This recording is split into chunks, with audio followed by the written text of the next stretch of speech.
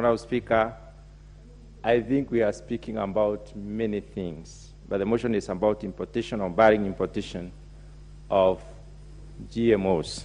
Honorable Speaker, I think the first thing I will try to clarify is the difference between GMO and the BT maize. Genetic engineering is a branch of science, a branch of biotechnology. Biotechnology is the broader sense of that science, of the broader spectrum, and genetic engineering, in a narrow sense, has to do with transfer of genes from one organism to another. The type of gene that can move from one organism to another is normally called a recombinant gene. It has to have that characteristic of being able to combine with the genes of that other organism.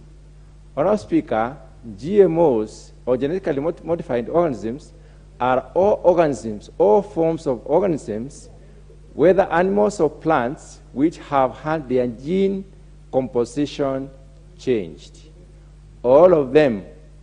Honorable Speaker, there is no evidence anywhere in the world, anywhere in any discourse, any scientific discourse or otherwise, to show that all GMOs are dangerous to human or dangerous to the environment. In this particular case, we are talking of a GMO called BT maize. And I will narrow my discussion specifically to the BT maize. BT maize is maize that has been made to protect itself through genetic transformation from the stalk borer, called maize stalk borer. This protection has been brought about by extracting a gene from a bacteria that is found in the soil. The soil outside there, Honorable Speaker, has that bacteria. The bacteria is called Bacillus thuringiensis. This particular bacteria has the characteristic of killing the stalk borer. The stalk borer is the larval form in the stages of development of these insects. There is the larval stage, the worm stage, the one that basically bores through the maize, the stalk of the maize, and therefore it has to be controlled by use of chemicals. What science has done is identified this bacteria which has the poison to kill this particular stalk borer. That is the only transformation that has been done to the normal maize, introducing this particular gene which makes the maize resistant to this particular worm or this particular larvae stage of the pest. Honorable Speaker, there are several things that come into play when you change the form of an organism. That is, you make it a GMO. Therefore, BT maize, it is called BT maize because it has the gene of a bacteria called Bacillus thuringiensis. That is why it is BT, Bacillus, and then thuringiensis T. Order. Honorable Jared Okelo, what is out of order? Honorable Speaker, I thank you. I do not really intend to cut short my very knowledgeable chair. And he has been introduced as the chair of agriculture. And I like his in-depth knowledge about this. But suffice to say, this matter will actually be appearing before him, so that as a committee, he will be bringing a comprehensive report to this House, for or against. But his defense of the entire GMO feeds into the resultant feature of what we expect from this House, Honorable Speaker. Whereas I'm really enjoying, the knowledge around the bacillus, all the microbes and all those. But I think it may... But Honorable Jared Okelo, does the fact that he's the chair of Agriculture Committee take away his right as the representative of the people who brought him here? Well, just like a judge sitting before a court of law, or rather to litigate a matter, and the judge takes a particular direction, just like what we saw during the Supreme Court decision the other day, when judges were calling things like hot air and wild goose chase and those other things.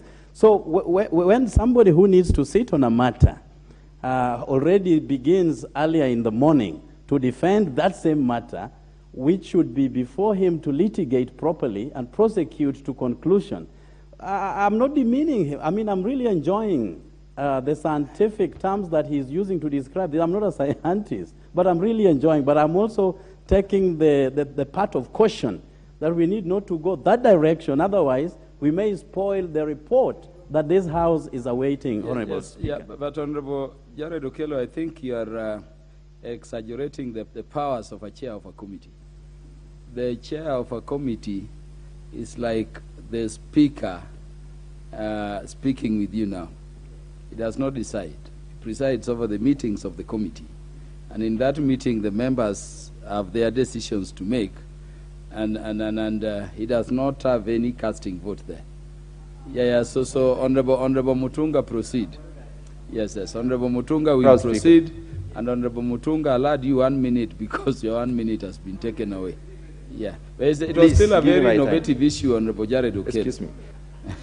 Speaker, I think the member is completely out of order because he does not even want to take time to understand the difference between GMO and BT maize. We are talking about BT maize here. What has been imported is BT maize.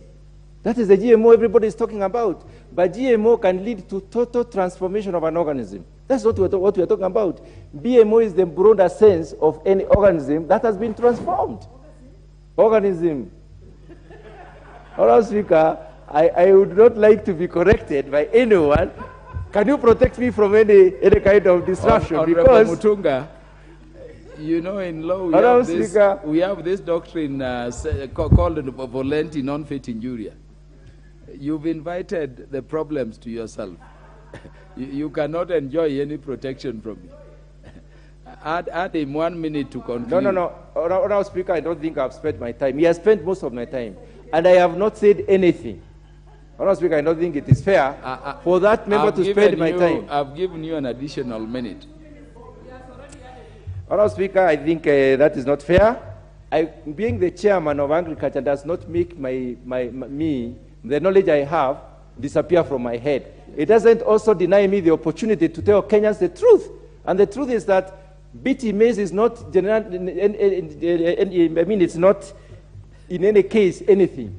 It is a specific type of maize which Americans have eaten for 30 years. Are we trying to say that Kenyans have better, they have more special lives than Americans, than Australians, than Canadians? If there's a country that protects its people, those countries protect their people. We are talking of BT. Honorable Moses Kirima is on a point of order. Mr. Speaker, sir, we have been told since we came to this parliament that when one arranges, must have a way of proving it. Do we have and does my learned friend, my colleague, have a way of proving to us that the Americans have been consuming GMO maize for the last 30 years? Because we must have undocumented evidence. Whoever arranges must prove. And on further point of order. 30 years. Further point of order. Honorable Mutunga. The internet and look for Bacillus thuringiensis, whether it is dangerous, and BT maize. And they also see America has eaten that particular maize for 30 years. It is already documented. We are not talking about things here. These are not hearsays. Let us not mislead the nation forever. We stopped importation of this 10 years ago. We were talking about GMOs 20 years ago. We are always saying there is not enough time. We said we have no capacity. We have capacity in KU, we have capacity in JKUAT, we have capacity in Kari, we have capacity in KEFIS.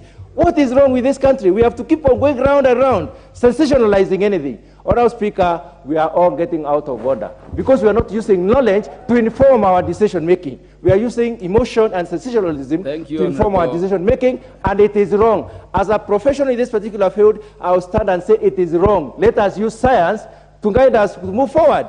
We cannot say we will do science up to a certain level. Science is unlimited. Let us see what opportunities there are to help these people, our people.